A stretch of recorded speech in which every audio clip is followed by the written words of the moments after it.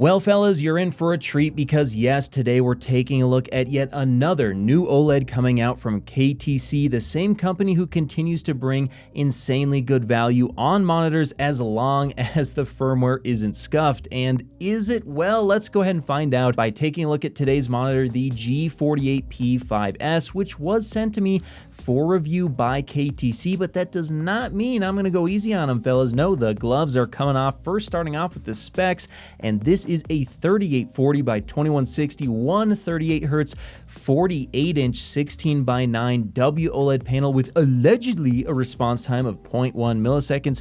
Yes, it's G-Sync and FreeSync compatible, and it does have a true 10-bit panel for HDR. Now, in terms of a stand, it does have one. It's pretty good, but it doesn't go up and down as you might expect for such a large monitor. And in terms of ports, pause if you need to, but the most important thing is, yes, you do get two HDMI 2.1 ports, meaning that you can plug it into a PC and you can plug it into a console, so that's great to see. In terms of VESA compatibility, you get one for 100 by 100 and one for 300 by 300, plus you also get, I'm gonna throw this in here, guys, two 15-watt speakers, which is pretty nice to see. And I'm gonna say the overall design on this thing is pretty good, but I did find that it seemed unnecessarily heavy, and also the stand does stick out quite a bit, which could cause some issues on desks that aren't pretty big. In terms of the price, this is a big one, guys. It does come in after a coupon at $999.99, which I will have an Amazon affiliate link to in the description below. And considering the specs, that's actually a pretty good price for a panel of this size. However, it is going to be having some pretty serious competition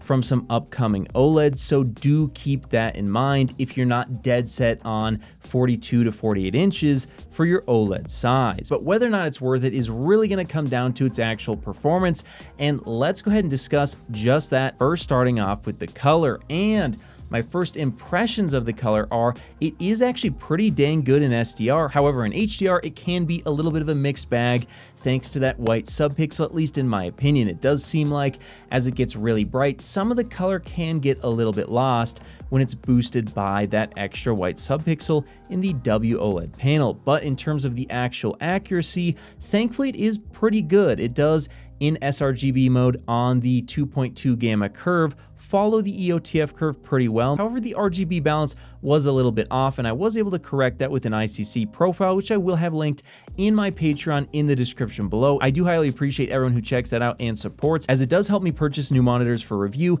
and it also gets you access to the Discord. Now, in terms of sRGB on the sRGB gamma curve, it was a little bit further off, requiring a little bit more correction on my side. Now, in terms of HDR, this is a big one because I have a limited ability on most monitors to adjust that, and that is the case here, and unfortunately it is a little bit off. As you can see, it's over brightening shadows and some highlights, and then falling a little bit short at the top. But now let's go ahead and take a look at the color volume, and here you can see in SDR it's actually doing pretty good, nearly 150% BT709 and almost 100% DCI-P3. However, in HDR, like I mentioned, it can be a little bit off. It's just a little bit over 100% BT709, and it's actually only roughly 73% DCI-P3. But in terms of the brightness, this is going to be a huge deal, and thankfully this is far better than the LG C3, which is another option. Now, that one I actually measured roughly 139 nits, whereas this one has 179 nits in a 100% window,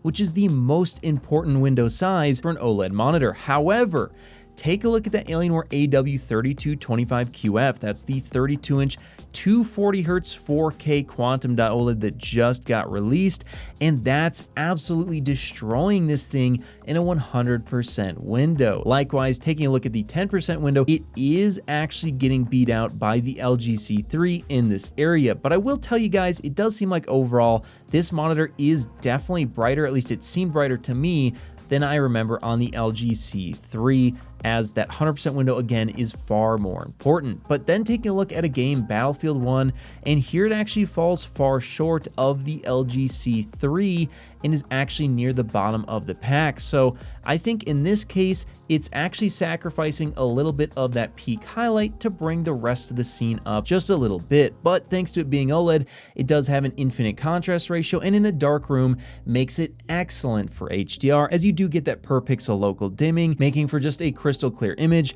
when it comes to that contrast. But What about the latency? And thankfully here, it's actually pretty good, 31 milliseconds. While that is a little bit further back in my chart, we do have to remember this is 138 hertz going head to head with 144, 160, and even 240 hertz monitors, and not falling too far behind. So that's pretty good to see. But what about the motion performance, as this is a big deal for OLED? And here you can see once again, OLED is showing its strengths. 138 hertz OLED is absolutely destroying the 144 hertz mini LED on the right. And you can see as well that this is going to be an improvement, a noticeable one in my opinion, over the LG C3 at its 120 hertz.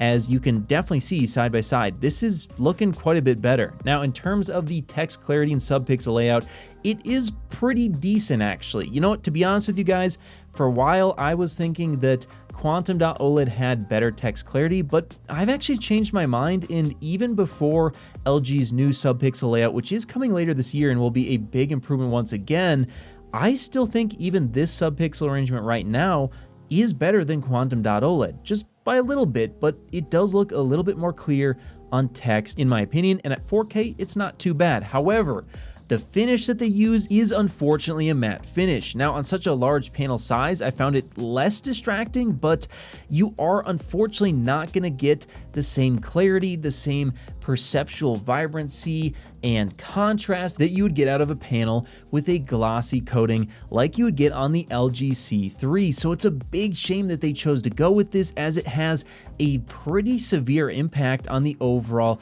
image quality, including the clarity as well. So really, I don't want to see them do this to any more monitors in the future. KTC, please give some feedback to LG that nobody wants these matte finishes. They look just terrible. And in terms of the viewing angles, I do find WOLED to honestly be kind of bad. There is some sort of weird color distortion that goes on that has been greatly reduced on their new MLA panels, but unfortunately this isn't one of them. Now, in terms of the uniformity, thankfully this is excellent, probably the best I've ever seen, with only 20 nits difference from the brightest spot on my panel to the dimmest spots. That's really good. And the menu and firmware I also found to be pretty good overall, although the controls on the panel itself were a little bit hard to get used to. Now, I did see a little bit of G-Sync flickering on some dark gray stuff, but it wasn't that frequent.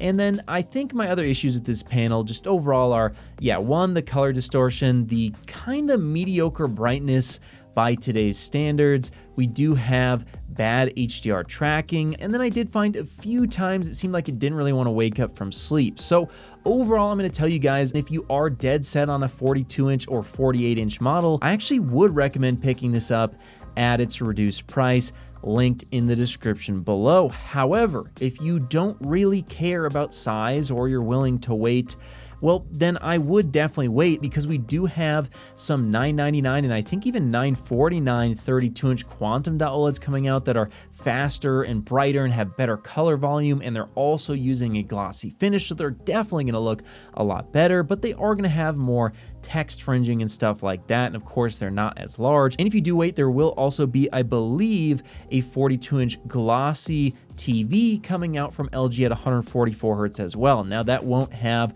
the niceties of a monitor, but it will look better thanks to the better finish. So there's a lot of other options coming out very soon. So I'm going to say, if you really want 48 inches and you don't want to wait, go ahead and pick it up. But otherwise, I do think there are some better options coming very soon. Whether you're looking to connect a new console, gaming PC, or just need a fast and reliable HDMI cable to connect over long distances, Rupro has you covered with their certified 8K HDMI 2.1 fiber optic cable, available in sizes of up to 50 feet and can deliver a perfect full 48 gigabits per second connection over distances other cables could only dream of reaching. And with 48 gigabits per second of bandwidth, it can easily drive 8K 60 FPS or 4K 144 FPS 10-bit HDR video through its ultra-thin, flexible, and durable housing, and it even supports ER. So if you're in the market for a cable that can drive a beautiful new TV or monitor, be sure to check out Rupro on Amazon today.